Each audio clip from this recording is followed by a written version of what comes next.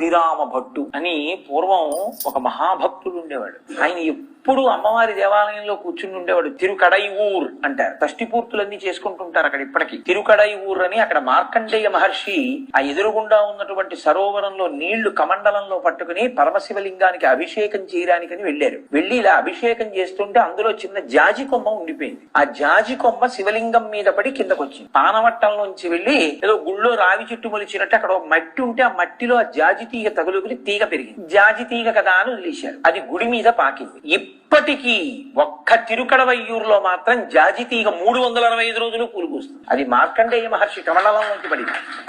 ఆ తిరుకడైఊరులో అమ్మవారి సన్నిధానంలో కూర్చుని ఆ అభిరామ భట్టు అనేటటువంటి భక్తుడు ఎప్పుడు అమ్మవారిని లోపల దర్శనం చేస్తుండేవాడు. ఆయన లోపల అమ్మవారిని దర్శనం చేసి పొంగిపోతున్నాడు. ఆయన పొంగిపోతున్నప్పుడు అమ్మవారి ముఖమండలం కనపడుతోంది అభిరామ భట్టుకి. ఆవిడ ముఖం ఎలా ఉంటుంది?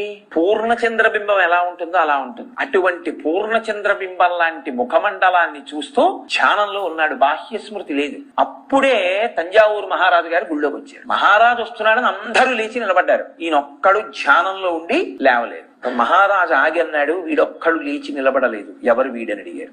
చంపేస్తాడేమో అవిధేయతని, పరమభక్తుడు పాపం అని అక్కడ ఉన్న వాళ్ళు అన్నారు, మహారాజా ఉన్మాది, తాగుతూ ఉంటాడు, అందుకు నా మత్తులో ఉన్నాడు, క్షమించండి అన్నాడు. మహారాజు గుళ్ళోకి వెళ్ళాడు. పూజలు పూర్తి అయిపోయి మళ్ళీ వస్తున్నాడు. ఆయన అలాగే ఉన్నాడు. మహా తేజోమూర్తిగా ఉన్నాడు. ఆయన అమ్మవారి ముఖాన్ని చూస్తూ ఉండిపోయాడు. ఉండిపోతే తెల్లబోయాడు ఆ వచ్చినటువంటి రాజు. ఇతను ఉన్మాది కాడు, త్రాగుబోతు కాడు, మీరు అబద్ధం చెప్తున్నారు, ఇతను ధ్యానంలో ఉన్నాడు, ఎవరో మహాపురుషుడని నేను అనుకుంటున్నాను. వాళ్ళన్నారు కాదు ఉన్మాది అన్నారు. అబద్ధం చెప్పామని తెలిస్తే ఏమని అంటాడు. ఆయన అన్నాడు కదపండి ఒకసారి అన్నాడు. వాళ్ళు కదిపారు. ఆయన బహిర్ముఖుడయ్యాడు. ఆయనకి ఇంకా అమ్మవారి ముఖాన్ని పౌర్ణమి చంద్రబింబంలా చూస్తున్న సన్నివేశం గుర్తుండిపోయింది. రాజు అన్నాడు ఇవాళ ఈ తిథి అన్నాడు. ఆయన అన్నాడు పౌర్ణమి అన్నాడు. ఎందుకంటే అప్పటి వరకు అమ్మవారి ముఖమండలాన్ని పౌర్ణమి చంద్రబింబంలా చూస్తున్నాడు. పౌర్ణమి అన్నాడు. ఆ రోజు అమావాస్య. రాజు అన్నాడు నేను చీకటి పడ్డాక రాత్రి వస్తాను, నువ్వు నాకు పౌర్ణమి చంద్రబింబాన్ని చూపిస్తావా అన్నాడు.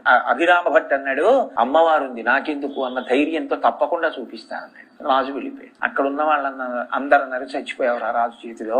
ఎందుకు వచ్చిన మాటరా, ఏదో పొరపాటున కబుక్కునన్నాను, ఏదిదో నాకు తెలియదంటే పోదా, చూపిస్తానని ఎందుకన్నా, అప్పుడైనా నీకు అనుమానం రావద్దా? నేను బాహ్య స్మృతిలో లేను, ఆయన ఏదో అడిగాడు నేనేదో అన్నానంతే. అయినా ఏ అమ్మవారిని నేను ధ్యానం చేస్తున్నానో ఆ అమ్మవారే నన్ను రక్షిస్తుంది అన్నాడు. సాయంకాలం అయింది. అభిరామ భట్టు కూర్చున్నాడు. కూర్చుని అభిరామ అంతాది అంటారు. అంతాది అంటే దేంతో పూర్తయిందో దాంతో మొదలెట్టాలి. శంకరాచార్యులు వారు చేశారు ఈ ప్రయోగం. సంస్కృతంలో చేయడం చాలా కష్టం. అది ఆయన చేశారు. శ్లోకార్థం చెరకుండా చేశారు. అది శంకరుల ప్రతిభ. ఉద్ధృత నగ నగపిదనుజ తనుజ కులామిత్ర మిత్ర